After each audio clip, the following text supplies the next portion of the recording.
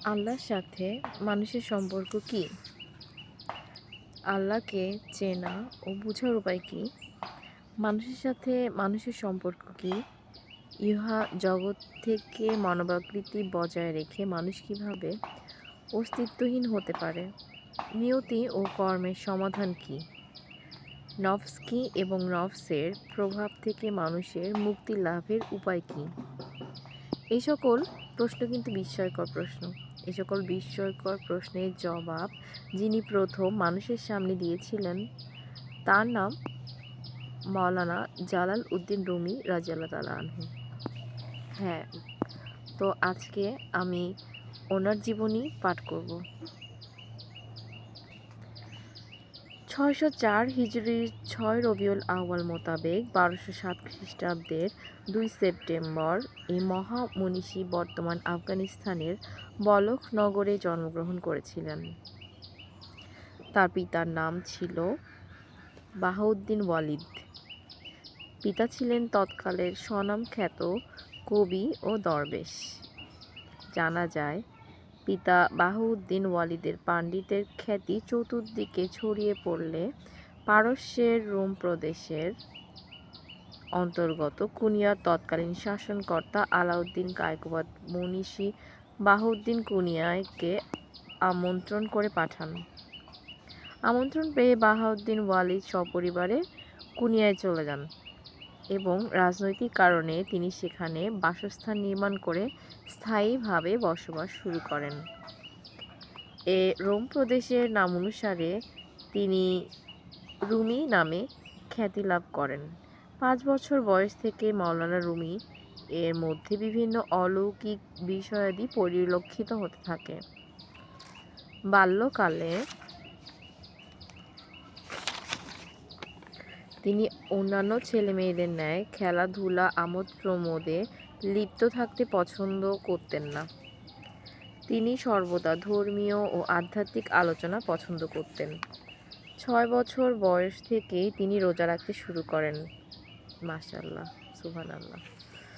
৭ বছর বয়সে তিনি সুমধুর কণ্ঠে পবিত্র কোরআন বিশুদ্ধভাবে তেলাওয়াত করতেন। কোরআন তেলাওয়াতের সময় তার দুনয়নে অশ্রুধারা প্রবাহিত হতো। সম্ভবত এ বয়সেই তিনি কোরআনের মর্মবাণী ও আধ্যাত্মিক বিষয়াদি অনুধাবন করতে পারতেন। কথিত আছে, মাওলানা রুমি রাদিয়াল্লাহু তাআলা এর বয়স যখন ৬ বছর, তখন পিতা বাহাউদ্দিন বালক রুমি রাদিয়াল্লাহু তাআলাকে সঙ্গে নিয়ে ভ্রমণের উদ্দেশ্যে ইরানের নিশাপুরে যান এবং সেখানে বিখ্যাত দার্শনিক ও কবি শেখ ফরিদ উদ্দিন আকতাবের সাক্ষাৎ লাভ করেন। শেখ ফরিদ উদ্দিন আকতাব বালক জালালউদ্দিনের মুখচ্ছবি দেখেই তার উজ্জ্বল ভবিষ্যৎ বুঝতে পেরে তার জন্য দোয়া করেন এবং তার প্রতি বিশেষ দৃষ্টি রাখার জন্য পিতাকে উপদেশ দেন। নিশাপুর ত্যাগ করে পিতা বাহাউদ্দিন রুমি রাদিয়াল্লাহু তাআলাকে সঙ্গে নিয়ে পবিত্র হজ সম্পাদন করেন এবং বাগদাদ সহ বিভিন্ন দেশে ভ্রমণ করেন।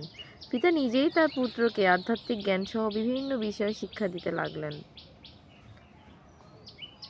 শিক্ষা লাভের প্রতি তার ছিল পরম আগ্রহ। ১২৩১ সালে পিতার মৃত্যুর পর মাওলানা জালালউদ্দিন রুমি মানসিকভাবে ভেঙে পড়েন এবং জ্ঞান অর্জনের ক্ষেত্রে মারাত্মক বাধা এসে দাঁড়ায়। মাতাকে হারিয়েছিলেন আরও কয়েক বছর পূর্বে। এই সময়ে কুনিয়া শহরে তিনি সাহাচর্য লাভ করেন পিতার প্রধান শিষ্য তৎকালীন পণ্ডিত আধ্যাত্মিক জ্ঞানের অধিকারী সৈয়দ বোরহানউদ্দিনের। সৈয়দ বোরহানউদ্দিন পিতৃশোকাকুল মাওলানা রুমি রাদিয়াল্লাহু তাআলাকে শিক্ষাদান করেন। এরপর উচ্চতর শিক্ষা লাভের জন্য তিনি চলে যান প্রথমে সিরিয়া, পরে দামেস্কে। তিনি দামেস্ক বিশ্ববিদ্যালয়ে প্রায় ৭ বছর অধ্যয়ন করেন। এছাড়া জ্ঞানের সন্ধানে তিনি ৪০ বছর বয়স পর্যন্ত ঘুরে বেড়ান দেশ থেকে দেশান্তরে। তিনি তার শিক্ষা জীবনে তৎকালীন যুগশ্রেষ্ঠ মনীষীদের সাহচর্য লাভ করেন। তিনি যাদের থেকে জ্ঞান লাভ করেছিলেন তাদের মধ্যে শামসুদ্দিন তবরিজ, ইবনে আল আরবি, সালাউদ্দিন ও হুসামউদ্দিন এর নাম উল্লেখযোগ্য। জালাল রুমি রাদিয়াল্লাহু তাআলা এত জ্ঞানের অধিকারী ছিলেন যে তৎকালীন সময়ে তার সাথে অন্য কারো তুলনা ছিল না। কথিত আছে ১২৫৯ সালে চেঙ্গিস খানের পুত্র হালাকু খান যখন বাগদাদ অধিকার করতে তদীয় সেনাপতি কুতুব বেগকে দামেস্কের বিরুদ্ধে প্রেরণ করেন, তখন দামেস্কবাসীদের সহযোগিতা করার জন্য ধ্যানযোগে তিনি দামেস্কে উপস্থিত হয়েছিলেন। পিতার মৃত্যুর পর রুমিজা রাদিয়াল্লাহু তাআলা পিতার গদিনশীন হন। বিভিন্ন দেশ থেকে তার নিকট আগত হাজার হাজার লোকদের তিনি শিক্ষাদান করেন। তিনি বহু কিতাব লিপিবদ্ধ করেছেন। তার গ্রন্থাবলীর মধ্যে মসনবী ও দিওয়ান তাকে অমর করে রেখেছে। বাংলা ভাষাসহ বিশ্বের বিভিন্ন ভাষায় তার গ্রন্থ মসনবী অনূদিত হয়েছে।